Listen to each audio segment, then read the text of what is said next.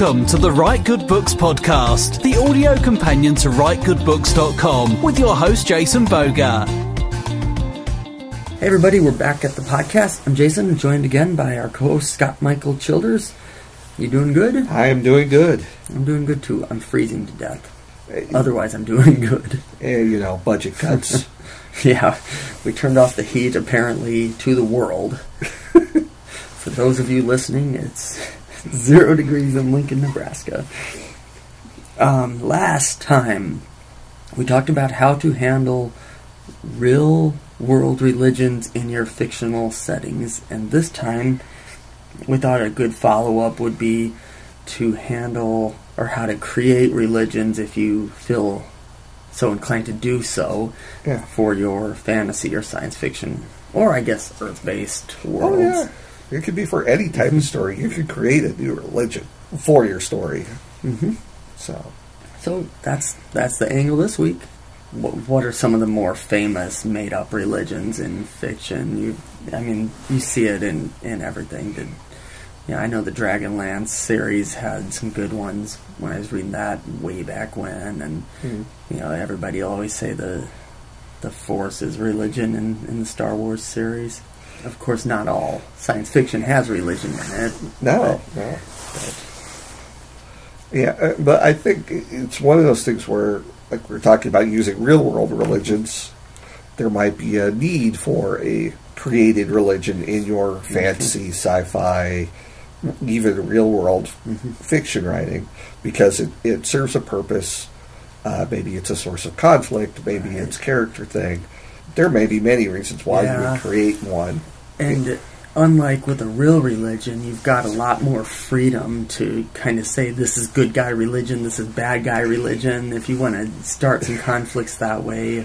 Definitely could. There have been some people who got criticized because their fictional religion was really close to a real-world religion. Oh, yeah. Basically just changed the names. Yeah.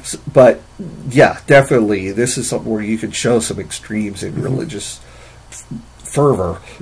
And you touch on it a little bit, but maybe we should go over why you would even want to do this. And like you said, for conflict, for character development, if you're writing fantasy, it's almost a given that you're going to have some sort of religious characters. Well, if you want to use clerics, if you want to use paladins, right, even druids, but you forget to say, and I interrupted, spellcasting. In some cases, depending on your magic systems that you're using, you are asking some otherworldly being to intervene in your favor, or to grant you power, or something like that. And that can be a religious type of experience, depending how you want to take it. Right.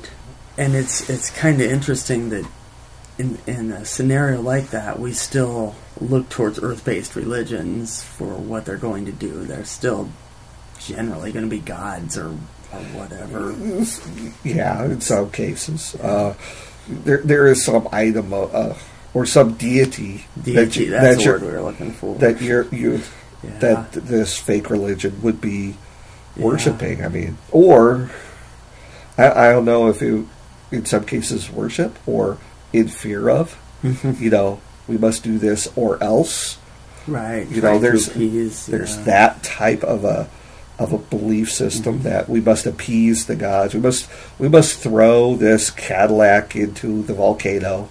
And the interaction with the focus of belief is another thing. It can create interesting side problems for characters. A couple of people in the party get separated, and now they have to deal with this religious group that needs to kill them as a sacrifice, right? It's a trope, but that might be one thing that can be used. So I think for the world builders, creating a religion could be a lot of fun. And it could definitely, if you're going the pantheon route, multiple deities, you get to put in what you feel is important in the world. I mean, do you have a god or goddess of hope? Right. Do you have a god or goddess of good merchants? You know, you get to throw a little bit of your worldview into that. How often do they interact with their believers? Do they interact at all? Yeah. In your setting, are they real? Or do your characters just believe in something that's not there? Yeah. Do they not know? Mm-hmm. Is there, that relationship? Are they clockmakers? They started the world, now just watching it run. Yeah. Or do they directly influence the outcome? Yeah. Is it more like the Odyssey? You know, gods mortals currying favor with the gods. So there's lots of fun possibilities. When it comes to creating, I think there's problems. It's like you said, you know, if it's too similar to modern earth-based religion, you are opening yourself to, are you just trying to use regular religion and changing some names? Yeah, and especially if you're doing that good versus bad, try to create a point. Yeah. And it's also, there's going to be a believability problem, I think. If you're writing some life on the moons on Saturn and they have, you know, religions identical to how they would have them on Earth, it's not original enough to be authentic. Yeah, that internally consistent type of thing, it might throw people off. So if you are creating one, I mean, what does that look like then? What are you doing if you decide we're going to create a religion for this world that we're building? I mean, do you, like we mentioned before, are they active? Are they able to be directly interacted with? How demanding are their rules? Will your characters have certain rituals they have to follow? Yeah. Can they travel at night? Yeah, things like that. Can they eat certain things? I mean, do they have to drop everything and go after a goblin if they see it because that's what their religion would want, right? Or if they are a holy warrior of some sort, right? Who is their sworn enemy that they must... So what happens if, here's the party, they're trying to run away, but your creature that you're designed and trained to fight shows up? Do you go with the party, or do you do what your religion tells you? Some internal conflict there. Right. So, yeah. How involved do you think it should be? I mean, would you recommend a reader actually creates the religion and the text and comes up with this whole nice little here's my religion I created handbook and my characters, what comes, you know, that they'll believe some of this, and that could almost be fun, you know, that's off-camera world building that bleeds through to your you get a world building disease there. I mean, here's the thing, if you're writing that backstory, okay, you are writing a second book. You are, right? Yeah. Maybe it's something you want to release as a novella. Yeah. I personally would not suggest going into that great of detail unless you're doing a series. If it's a one and done, you don't flesh out all of that stuff. If you're doing a big series, though, that's always something you can release sometime. Here's the Tome of Belief or whatever. Yeah. And maybe you don't have it all down pat to begin with, because, you know, there are going to be things where religions turn out to, here's the religion we've been believing for so long. And now the big turnaround, that was just a bunch of hooey created 100 years ago based on this old book that we now found, you know. You know, you can turn these things into, some are going to be legit in that world, some are going to be fraud. Everyone's going to be arguing about what is and what isn't valuable. But back to that original story, I don't think you need to have it fully fleshed out, right? Unless you are planning on doing a series, and religion, this fake made up religion, is a big part of it. Yeah, it depends on how big a part it is, because it might not be that big a part. You have a couple of spellcasters who have some rituals they obey. If they don't appease the god in the right way, their spells don't work. Well, let's put it this way. Look at the Star Wars prequels. One of the biggest complaints was that they went too far into what does the Force mean, right? This pseudo-scientific explanation. Yeah. And that took away from the story. It took away from the impact that whole facet brought into the first 3 films that were made, right? It neutered some of that emotional feeling. Yeah. And so that's another thing. It's like you build this massive tome of faith for this made-up religion, including the backstory, and then you release it for what end? Is it an info dump to show how smart and clever you are? Or does it actually help proceed the story?